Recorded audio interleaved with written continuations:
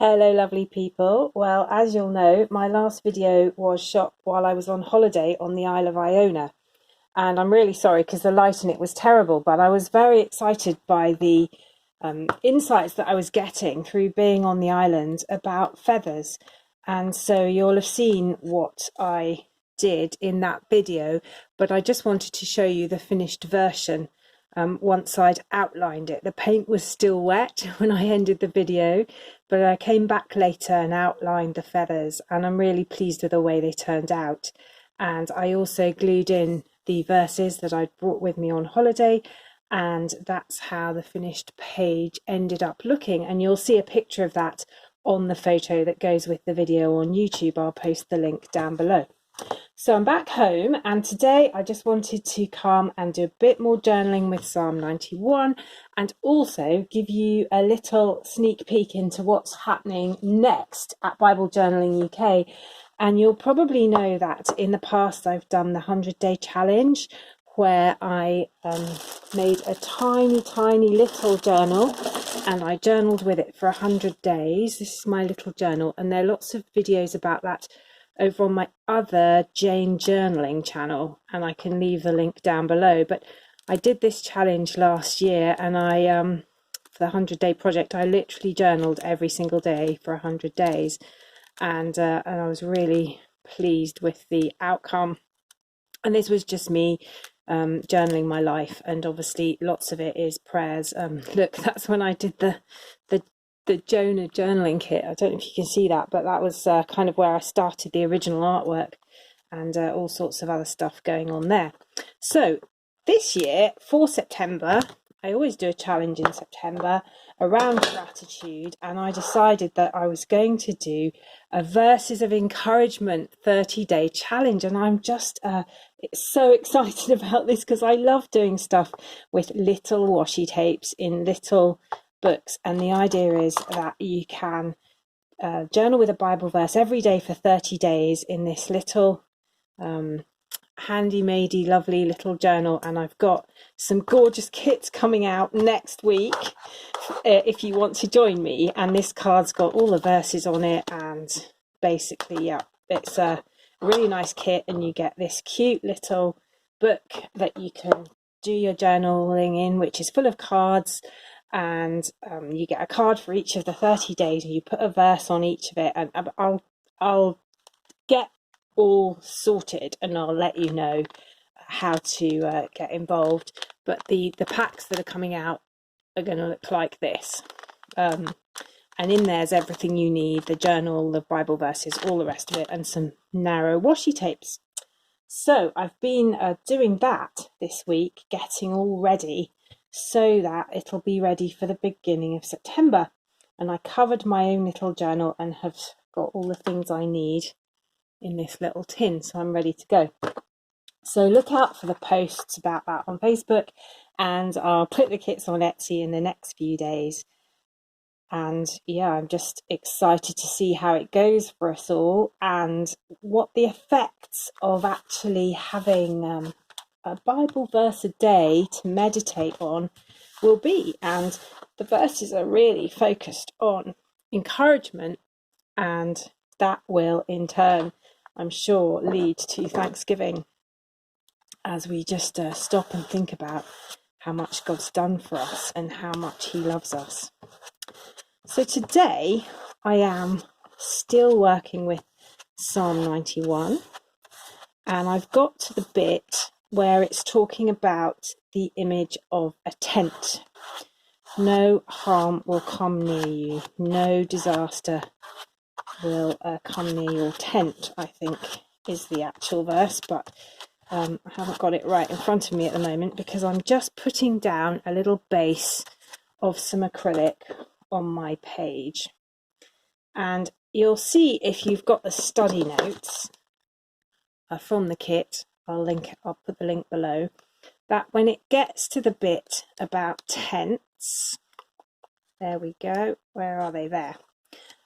There's a lot of notes about the image of a tent and how we might journal with it.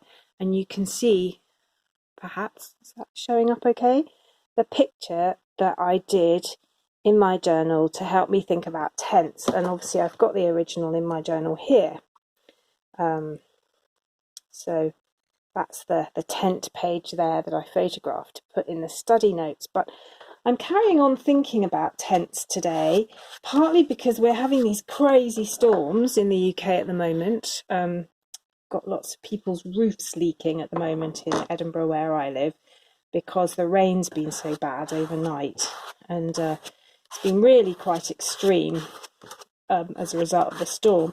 And while I was away last week on Iona, some of our party, some of the younger ones, were camping on the island, because we had a lot of people from our family, and 3 households, lots of young people, and the house wasn't big enough for everybody. So some of them were camping outside, and then the storm struck. Now, luckily, we knew the storm was coming, so we got them and their tent inside just in time. But it really got me thinking about what it means to be a tent dweller. And if you look at the Old Testament, for lots of the time that the Old Testament is describing, the children of Israel were tent dwellers. And I've been trying, as I've been writing these study notes and doing the journaling, to get my head around what it must have felt like to be a tent dweller, and to be that vulnerable to the elements, and to be out there with nothing but canvas between you and the sky. Now, of course, I suspect the climate in biblical times was different to the climate that we have today in Scotland, certainly. But nevertheless, I think some of the principles still apply. Perhaps the danger or the threat for them were wild animals and heat rather than storms and cold. I don't know. But it's interesting to think about how vulnerable you are when you're just under canvas. And so I got thinking about that as I was reading the psalm and looking at God's promises, which of course do still hold good today. And when he says no disaster will befall you, no harm will come near your tent, he meant that for them, and he means it for us too. So what does that actually mean in terms of the images, and can the images help us get to a deeper point with God's truth? So I'm just going to use some tent images today to kind of explore that. I got this from an outdoor company, and they're selling tents. So of course they've got millions of tent photographs. I should have taken a picture of our tent set up on Iona, where some of our folk were sleeping. One of my daughters was in the tent, and I didn't. And then I thought, well, actually, I've got a whole catalogue of tents here, so I'll just use some of that. And it's not exactly the same as where we were staying last week, but it's still a tent, and it's got hills behind it, and it's still outdoors. And actually, you know, these pictures could have been taken in Scotland or somewhere similar to where our folks were camping. It's right by a lake, actually, this tent, whereas our tent was right by the sea. But it's the same kind of idea. So I just like the fact that you can get some really good pictures for free. You don't have to shell out always with your journaling. So I've just got this kind of painty background here, and I'm going to stick those tents down. And I'm just, as I say, thinking about what it really means to have God looking after us in every situation. And as I said in the study notes, there's different ways of looking at the image of tents. For some of us, a tent signifies holiday and getting away from it all and relaxing. And so I've got this bunting at the top of my page to symbolise that aspect of tents. Tents, for us, in our culture, are a leisure activity. That's very different to how tents were conceived in the Bible. They were, in the Old Testament, how people lived. They did create that vulnerability that I was talking about in various ways. So that was a very different kind of way of looking at the whole idea of tenting. But actually, what came to me as I was thinking about this, and I wrote about this in the study notes briefly, is that whether or not you see tents as a leisure activity, or whether you see them as something that makes you quite vulnerable, God is there with you in both instances, and his promises hold true regardless of which of those your experience is. And I just was struck again by how utterly faithful God is, and how, regardless of our circumstances, he's there with us. And I've got this printout of the text, and I'm just going to stick it on my page. So I'm not bothering to cut, I'm just tearing some raw edges there, and I like the effect of that.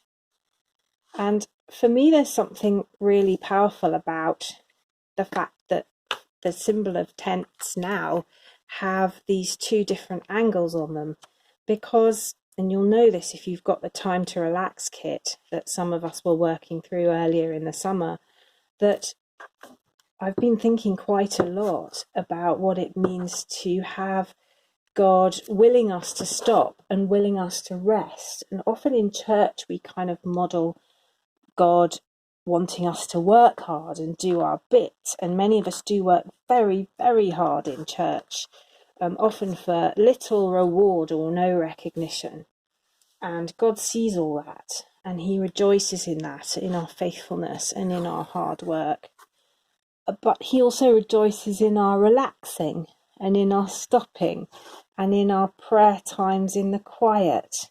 And for me, the powerful image that came to me was a beach, a big, open, Scottish, kind of empty sort of beach, and a deck chair or a comfy place on the beach where one might sit and stare at the sea and pray and know God's presence in the power of the waves. And so, that's a really different angle to the whole tent image, the idea of relaxing and God being with you in that relaxation. So I've got those images there, and I'm feeling like I need to put some more stickers on this page. And of course, the other thing I've been thinking about all through making this kit is the image of feathers, because it is kind of one of the key motifs in this psalm, and the idea of God covering us with his feathers and us finding refuge under his wings. And I talked about that a lot in the last video.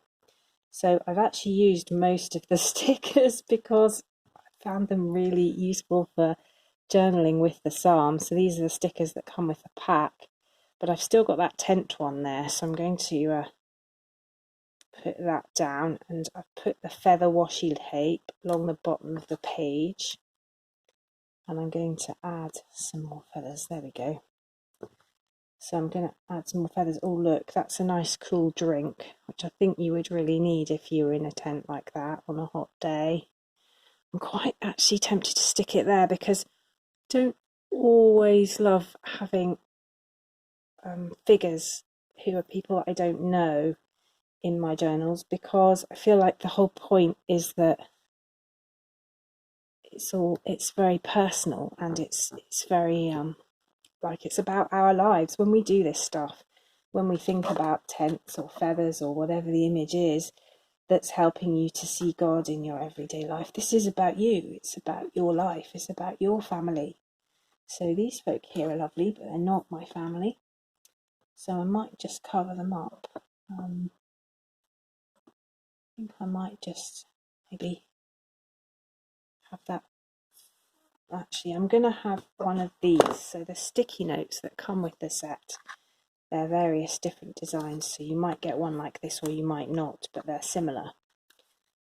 Yeah, I'm going to stick that feather there actually. And I'll just write on it before I stick it down. I'm just using my own dodgy handwriting here. I'm not doing anything fancy. No disaster will come near your tent.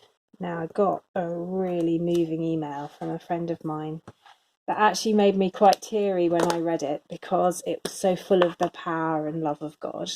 And she is a priest like me in the Scottish Episcopal Church, and she's working through this Psalm 91 set of materials, like many of us are at the moment. She got the kit on the shop and she wrote me an email to say thank you for sending it, which was very kind of her. And then she told me, because her husband is a farmer, what had happened in 2001 with the foot and mouth disaster. And she told me about how they had literally experienced the terror of the plague stalking them and their farm and their animals, and the destruction and horror that it caused as they had to burn their own herd. And it's incredibly moving and beautifully put. And the thing that came to her and her husband really powerfully during that time was this psalm and the promises in this psalm. And this verse, verse 10 in particular, that no harm would overtake you and no disaster would come near your tent, and also a later verse where it talks about the plague stalking them and just how they were making themselves ill, they were so worried, and how they had to just throw themselves back on God and trust in him. Now, she gave me permission to quote her email, so I've actually copied her story into my latest blog post, and I'll leave the link below for that. But it's just, what it brought home to me is how powerful God's word is now today. And we see all these images in the Old Testament, and sometimes we think they're not that relevant to us. We're like, that happened so long ago. What does it mean for us today? And then you get a situation like foot and mouth or like COVID, and suddenly you say, yes, gosh, all these images take on a whole new meaning in our context, and they become very, very real. And her email really illustrates that. And some of the feedback that I've been getting from people who've been shielding during COVID, and of course, this psalm talks about shields as protecting us, is very, very similar. And again, really challenges us to say, these images that seem so ancient can come alive at any minute when we open our hearts to God and say, Lord, teach me from your word. And I've been so struck by that with Psalm 91 in the context of the pandemic that we're in at the moment. And I'm writing about that a bit in the blog post too. So do go over to the website and check that out if you'd like to. And I'll put a link to this video in it as well if you want to forward that to anybody else. So yeah, there's just so many riches in scripture, and it's easy to overlook how current it all is when God, through the Spirit, breathes his life into those ancient words. And it also struck me that we at the moment are so dependent on medical science because we actually need its wisdom to keep us safe. And yet, as Christians, we also know that it's really appropriate to turn in times of distress to these ancient words and to ask God to show us what he wants to say to us today. And I find that incredibly reassuring and also humbling, that these words that have been a blessing to generations in all sorts of different contexts can be a blessing to us too. So I've just used that little bit of paper that I ripped off the Bible verses there, and I've doodled a very rough border around it, and I'm going to stick it onto my page so I can write some prayers and reflections. I'll just get a fine pen and I'll write them quite small on here, and that will be my prayers to God as I'm thinking about this image of tents. And I'm thinking that the acrylic, although you can write on it and it will show up fine in black, I'm just going to stick that white piece in there to write my notes on. And I'm really using these feathers here as well and just getting the most out of them. And I could write some more of the verses on them, I think. Maybe because this verse goes on to talk, or this passage, this bit of the psalm goes on to talk about God commanding his angels concerning us. And I might do a whole page just on that idea of angels, because I haven't really played with that image much yet. But I might copy out the rest of those verses on these little feathers. I hope that if you haven't yet, you will have a go at trying to paint the watercolour feathers, because they're really fun to do. And as I say, you can watch the previous video if you want to on how I did it, or just try it yourself and copy, if you want to, some of these sticky notes. But I found that myself, when I started doing it, it was a very meditative, prayerful activity, and that in just spreading the water in a feather shape across the page and then blobbing the watercolour onto it, I was really enjoying getting into a kind of prayerful zone with God. And of course, there's all this evidence now from neuroscience that when we do creative activities, we do go into a different bit of our brain. And I think that's really interesting, because what we've instinctively known for generations, which is that creative activity is calming, is now being proved by science. So I find that interesting. I'm just going to finish by popping a couple of flowers on. I just had these stickers lying around, and they for me signify the wildflowers that we find when we're out and about in wild places. And I think that there's something for me in the wild, the wildness that's just made by God, and it's there and it brings him pleasure, and we can enjoy that. And for us, well, for me, that's what camping is about. It's about being in the wild places and enjoying the things that God has made, and feeling closer to him as a result of being out in the wilds. And so I'm just symbolising that here on my page as I finish. So thank you very much for watching, and I hope that if you're doing the Psalm 91 journaling, you're enjoying it. If you'd like to get a kit, there are plenty left. You don't have to. You could just read the psalm and do some journaling yourself, or you could just get the study notes and the mixed media journal without the craft materials, and I've got that as an option because it is cheaper. And I know that, for some of us, that's really useful to have that different option. So whatever you're doing, I pray that God will bless you, and that you'll know what it's like to be in a tent, whether through normal life or through leisure, where God is there with you, and that your dwelling place will be somewhere where you meet him regularly. And of course, there are lots of difficult questions around these verses as well, because sometimes we do experience harm. And I just put a note in the study booklet about that as well, because I think it's important just to notice that these images, whilst lovely, are not always easy to interpret. So there's a bit about that here, and I hope that you'll find that useful. So thank you very much for watching, and I'll see you in the next video. Bye bye.